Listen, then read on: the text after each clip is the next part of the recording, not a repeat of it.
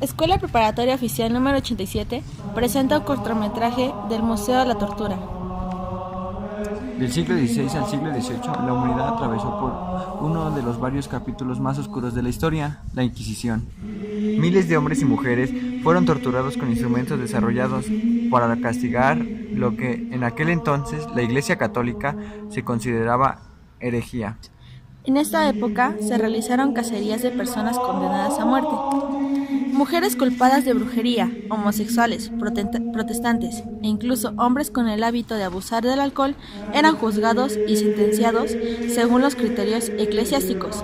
Alrededor del 70% de sentencias eran en contra de mujeres. Eso es justo lo que expone el Museo de la Tortura y la Pena Capital.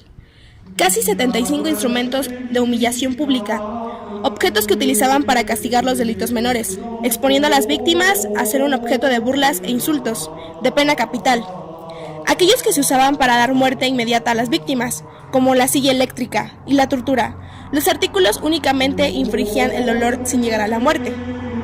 Cuando entramos al museo experimentamos que realmente no se podía entrar con un teléfono o una cámara para tomar fotos, así que por eso no decidimos poner imágenes acerca dentro del museo. De ello recopilaremos los instrumentos más relevantes, empezando por el aplastacabezas.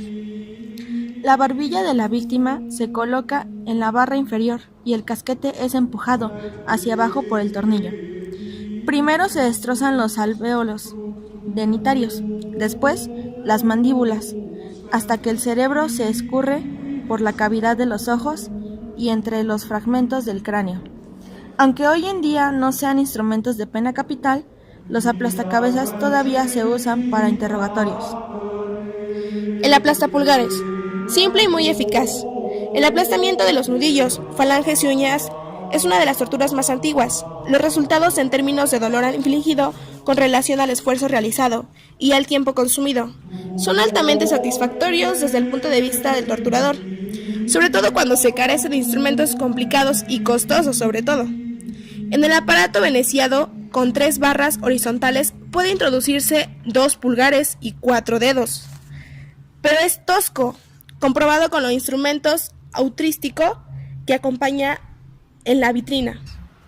La víctima era obligada a colocarse como si estuviera cabalgando sobre el lado cortante del instrumento, mientras se colocaban pesos cada vez mayores en los pies.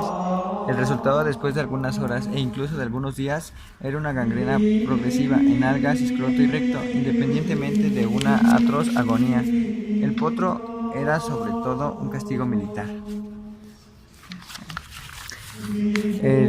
Ese instrumento era el potro arrancatestículos. Otro de los instrumentos importantes fueron las arañas españolas, también llamadas arañas de la bruja. Garras con 4 puntas unidas en forma de tenazas constituían herramientas fundamentales del verdugo. Servían tanto frías como calientes para alzar las víctimas por las nalgas, los senos, el vientre y la cabeza, a menudo con 2 puntas en los ojos y en las orejas.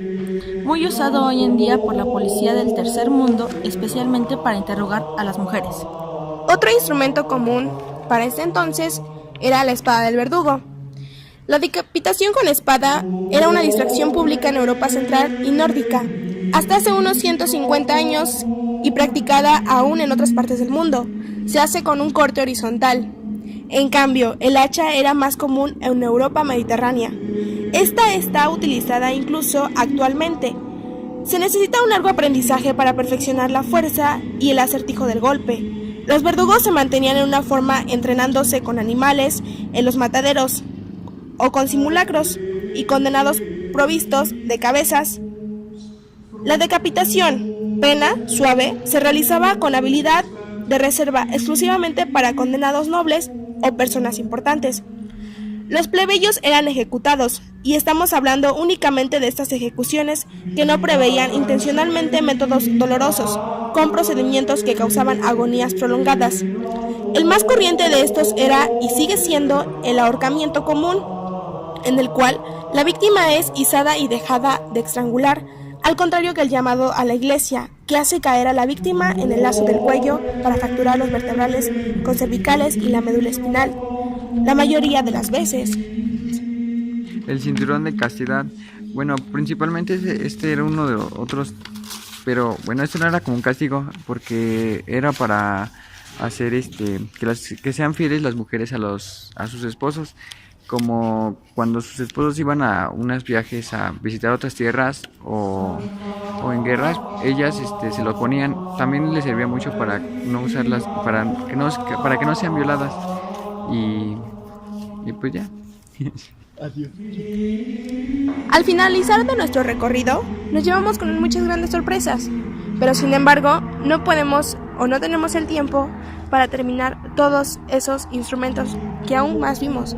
Yo espero que por su parte puedan asistir en algún momento de su tiempo. También es muy importante que tomen en tiempo mucha tranquilidad y mucha paciencia para ver el buceo, ya que las explicaciones vienen en un texto largo. Entonces, para que le entiendan más y para que puedan saber exactamente para qué se usaban y cómo se utilizaban. Esto fue todo por hoy, espero que les haya agradado y espero que tengamos otra visita más pronto para poderles comunicar más de lo que aún se conoce.